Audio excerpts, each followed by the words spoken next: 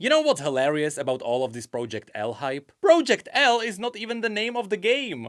With EVO wrapping up, we got a lot of players who got their hands on the playtest demo of Project L. That's right, people finally got a chance to play this game, which means a lot more info surfaced. And that's both from the people who playtested it and from Riot themselves. But more importantly, Riot also tackled the one thing that Project L was marketed around.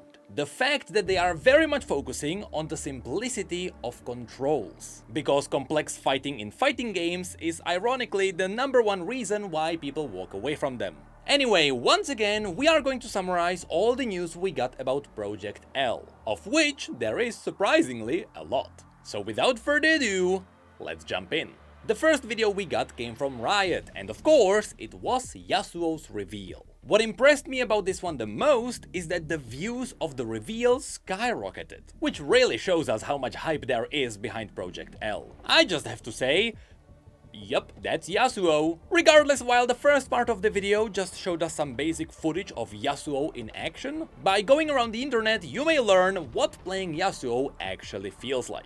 So, here's what we learned. Yasuo is somewhat slower and he has low damage. Of course, at this point of development, balancing doesn't matter, but it may surprise you because you would expect Yasuo to be a glass cannon. Nimble, loads of damage, but he crumbles when he gets caught off guard. Well, in fighting games, this is something you wanna go for, but you have to approach it from a different direction. Proper glass cannon characters tend to be very annoying because with enough damage they can just burst you down without giving you a chance. Which would also mean there would not be a lot of counterplay. So when it comes to Yasuo specifically, Riot went for a different approach. The reason why he is slower and his base damage is low is because his combos compensate for it. His damage is low because he can juggle you in the air with very long combos, meaning that over time the damage will ramp up. But keep in mind that there is some damage mitigation, so the longer the combo is, the less damage it deals. This is to prevent them from juggling you in the air forever. So don't worry, we are not in League, you are not gonna get one-shot. Also, he is slower because his special attacks make him dash around. On top of that, his special attack can also make him sheath his blade. And in this stance, he can move around quickly, which gives Yasuo a very unique touch. Inherently, this means that Yasuo is one of the champions who will be harder to pick up when the game comes out. That's while also having a high skill ceiling, which is very much different from someone like Darius, who is more reliant on those slow, impactful hits. But that's pretty much all we got on Yasuo.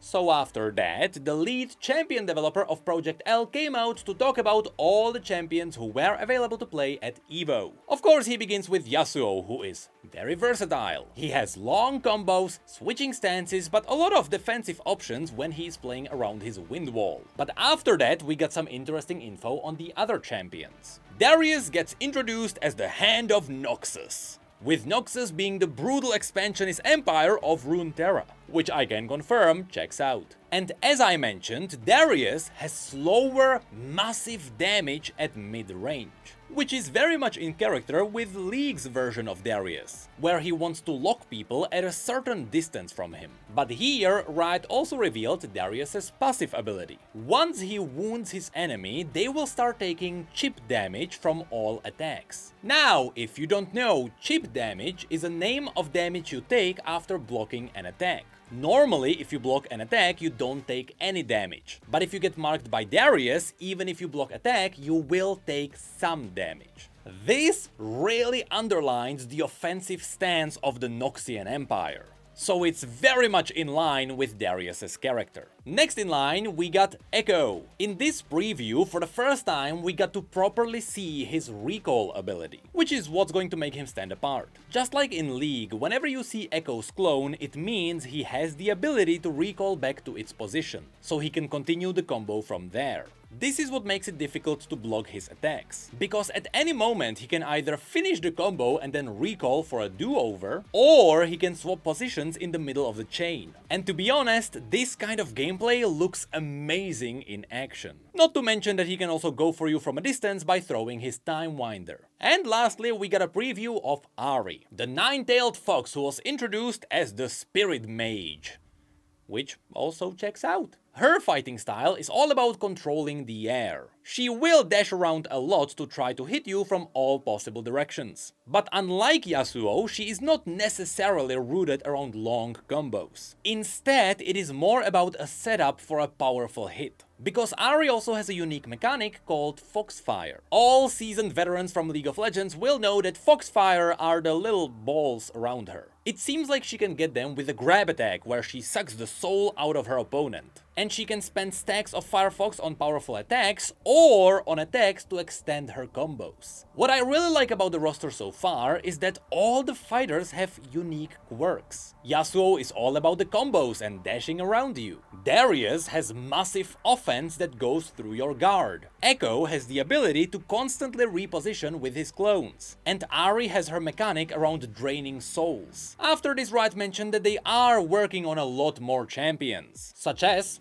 Jinx and Illaoi. I think it is safe to say that when it comes to Illaoi's mechanic, she will play around her tentacles. That is absolutely what her entire character is about. And when it comes to Jinx, I wouldn't be surprised if she had some kind of a weapon swapping mechanic, so that she can get some buffs from Pow Pow before swapping to Fishbones for some big hits. But that's just me speculating, we actually have no idea what they are doing with Jinx. Also, keep in mind that for a very long time, Riot also teased Katarina. She appeared in some very early footage, but we never got any news on her. Another thing Riot brought up is that while all the champions feel unique, their abilities truly start to shine when you pair them together. Remember, this is a tag-based fighting game. So, you know when I mentioned that it's really hard to block Echo's attack because he's constantly swapping around? Well, if you pair him together with Darius, who can break your guard, the two suddenly make a really offensive duo. And these are the kinds of combos that Riot is really trying to encourage. Anyway, that's it for the first video we got from Riot. So now, let's have a look at the second one, which is arguably more important one. As I mentioned, Project L is playing into the fact that it is very easy to pick up. So far, this seems to be a very strong key point of the game. Especially since fighting games are infamous for being very hard to pick up by new players. Which sucks because every game needs a steady flow of players to stay healthy. That is perhaps the #1 reason why games shut down. So the devs need to make games that are opened up to the casual audience, which usually form the vast majority of the games, while also staying true to their core targeted audience. So far, it seems like Project L is on the right path with this. So let's see how they are trying to achieve this. Since Project L was playable at EVO, they wanted as many players to try this game as possible, which is why they released a video specifically talking about the controls. It was a great way to let people learn how to play while waiting in queue. But also, it was a great way to talk about the simplicity of the game. So, at the start, they showed us the basics. Project L has 3 basic attacks: light, medium, heavy. And some of these can also be modified by holding directions.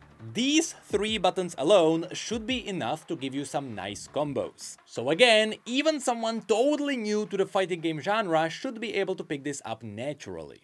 Every champion should also have the exact same input for a launch attack that throws the opponent in the air, that being down, forward and heavy. All champions also have their special attacks tied to S1 and S2, with both being totally separate buttons. And all champions also have the same input for their ultimates. Down, down and special will consume 1 bar of the ultimate meter to perform that attack. Keep in mind that in this case, S1 and S2 give you 2 separate ultimate abilities. Also, if you press both together, it will consume 2 bars of your ultimate and give you a cinematic level 2 ultimate.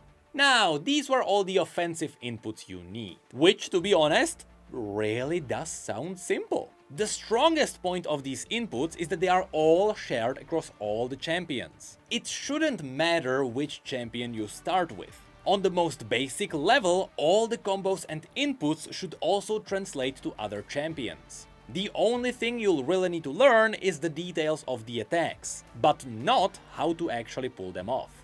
Then, to continue, we get a tutorial on the defensive inputs. As it is the norm for fighting games, holding back blocks high hits and down back blocks low hits. But after blocking, you can also perform a push block. You do this with forward and light or medium attack after you block a hit. This will consume 1 bar of your ultimate meter to give you some space. But if the ultimate meter is too precious to you, you can also do back and light and heavy attack, which will make you dash back without consuming anything. Of course, this won't work if you are against a wall.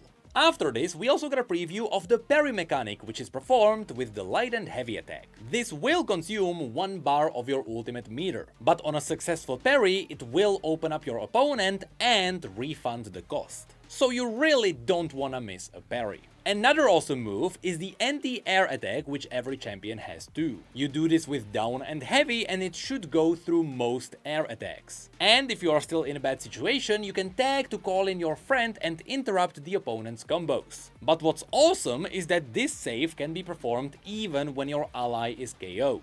Although, keep in mind that this powerful save can be performed only a few times every match. And even this save can be countered.